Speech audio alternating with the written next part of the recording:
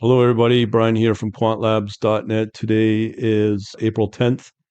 Just wanted to go over an article I have seen on risk.net. Now, the headline is Industry warns CFTC, the regulator, futures regulator. Industry warns CFTC against rushing to regulate AI for trading. So they have a vote on a work plan pulled amid calls to avoid duplicating rules from other regulatory agencies. Now, I'm just going to read the first two paragraphs because, well, typical paywall business online. And I'll just go over to tell you what I think else is going on out there, which is kind of worrisome, I guess. Anyways, this is the article. Market participants have urged Commodity Futures Trading Commission to proceed cautiously in developing new rules and guidance regulating industry use of artificial intelligence in trading to avoid adopting redundant or duplicate regulation. Jennifer Hahn, Chief Counsel and Head of Regulatory Affairs at Managed Funds Association, said regulators should prioritize reviewing and leveraging the existing regulatory framework, which may already be sufficient to address risk management. Okay, I'm sure there's a lot of things that I have missed here, but another article came from my solo source about how the government in the US is warning software developers from not adding on blockchains of these switches that turn into Web3 projects, or what's the other one? DAO. And basically, I do see there is a protection in there that needs to be for potential scams. I get that.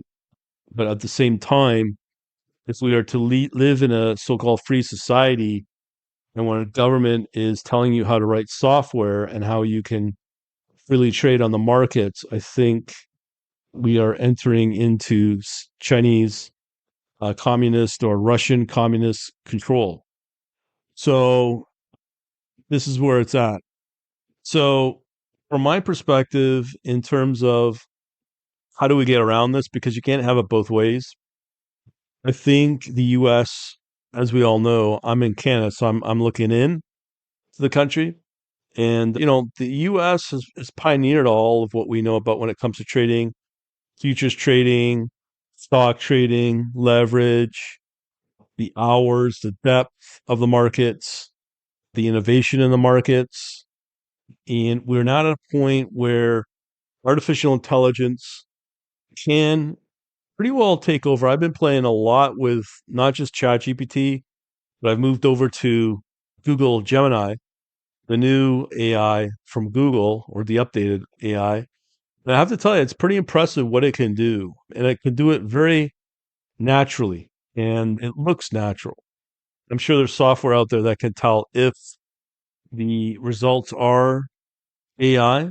I'm sure of that. And obviously, Google themselves will know because they create it. Anyways, coming back to in terms of trading, I think where it gets very dangerous is when you start to see large firms take on leverage, and a lot of that is generated by computers. And now, when it comes to portfolio optimization with AI running the show, when it comes to leverage on trades, it can become a big risk to the general markets, and which will obviously negatively impact the overall economy. So if AI is able to manipulate, exploit any of these opportunities, we'll call them, out there in the markets that it senses, the I could see some danger there. Now, I do know up until probably a year ago, most folks that I asked about when it comes to machine learning and AI, they never really put it into their actual trading. They always used it for portfolio optimization, risk assessment, that sort of thing. That's where the AI machine learning was used up to. But now, if we're allowing the AI to actually automate the trades, what will be traded, when the entries take place, when the exits takes place, and adding on leverage, I can see it being a real danger, especially if the code, algos, whatever is hosted remotely in a so-called secured data warehouse. I think that can be somehow defeated internally, and that could be pose a real danger. That could pose a real risk to the markets and instead to the overall economy, and it's a systematic risk too. So, should there be ways to regulate it? Probably. Now, in terms of other markets, smaller markets, fortunately, there a lot of the markets don't have the, as I said, depth, the liquidity, and the volume in the markets to enable trades to fully take place because there always has to be a counterparty to it. And I don't think these trading firms in smaller markets would have the ability to do that, or even if they did, I think the trust would be gone pretty fast. And that's why a lot of the trading operators, I guess, only trade in trusted markets like the West being the big ones because of the liquidity along with the volumes, and it's trusted because of the regulation. So I said earlier, like, what kind of world are we entering into where we're going to be told what we can and cannot develop freely when we enter in the markets? The way I look at it, it's like if you're working with an API, you're going to have rules to allow those calls to get accepted by an API and then get the response and then work off the response. So you will have to conform to whatever regulators have. They're the equivalent of the API because they set the laws. The larger brokers will follow and comply. And through those APIs that the brokers and markets enable and support will be controlled by regulators. So now we have, and you wouldn't think me saying that, but I can see the necessity of it.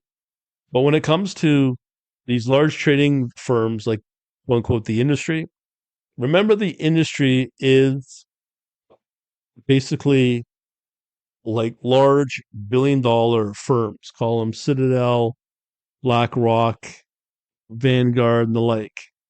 And when you start to limit them, what they can and cannot do in trading, namely in the futures market, this is now the CFTC, they're going to squawk because now you're taking away their opportunity to make money. So when you look at the equivalent of Robinhood, the trading broker, if you're in the institution, you are on the inside, you know that they are basically not legit. Like basically, when you have companies like Citadel buying the order flow from Robinhood and then be able to turn around and then trade against those open positions through the clientele of Robinhood. And that's basically manipulating those trades and the opportunity within microseconds that the retail trader and the dumb money basically on Robinhood won't understand. So they want to make that illegal. Well, they tried to, but they failed. I've watched the Congress sessions and watching these old people, like these geriatrics, asking really technical, deep questions. And then you have the likes of Ken Griffin and that Vlad guy at Robinhood trying to explain all of this importance of what they do. And of course, the geriatrics of the Congress people will call them. Oh, okay. Or the lobbyists will make sure that they stay in line. So again, nothing happens, nothing changes, and Ken Griffin continues his evil ways, cheating the dumb money, known as a retail trader, because they don't even know what's going on. So when you take that logic and trying to allow these large billion-dollar profitable firms to be able to, quote unquote, befuddle the regulators, the traders win, regardless. It's no different than what the banks get to get away with, and the little people suffer. So, in some way, the regulators got to win on this. On the AI, it's very powerful, but it's also dangerous. It's like We can sit here and complain about guns and how dangerous they are, but back in, I don't know, for hundreds of years, guns were necessary to shoot your food, but they can also kill you as well. So they have a double edged sword purpose to it. So in this case, I guess they got to regulate the AI. I don't know how they'll do it. And I always say that. Why? Because just generally, from a military standpoint, you have the West, Europe, Britain, Canada, Australia, New Zealand, and US try that military armaments and all that the AI shouldn't be so sophisticated because it may take over and kill.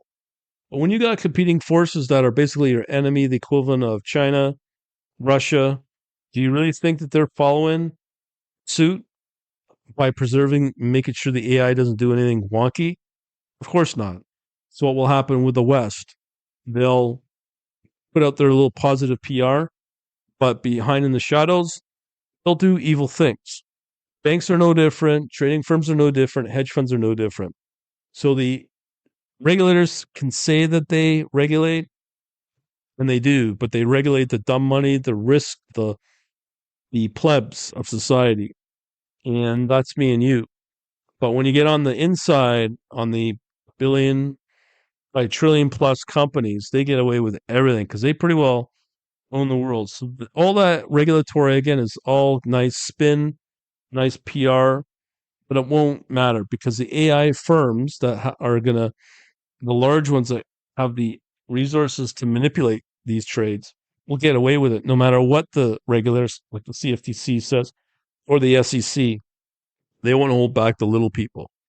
So that's my view of what's going on. I know it's been a week or so since I've put out a podcast.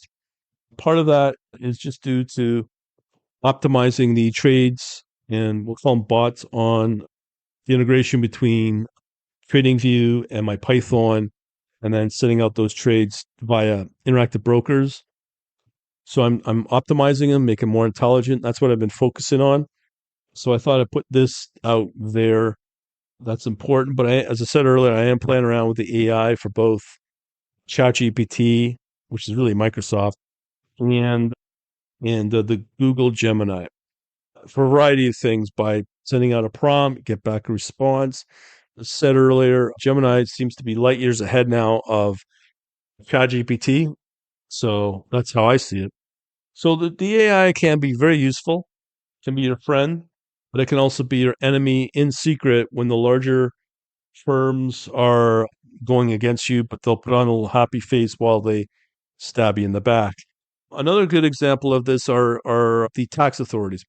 They say AI, bad, bad, bad, but the AI they'll use, the tax authorities will use AI to find the so-called quote unquote tax cheats and then come down hard on them, even the little hard, honest working person. So that's going on.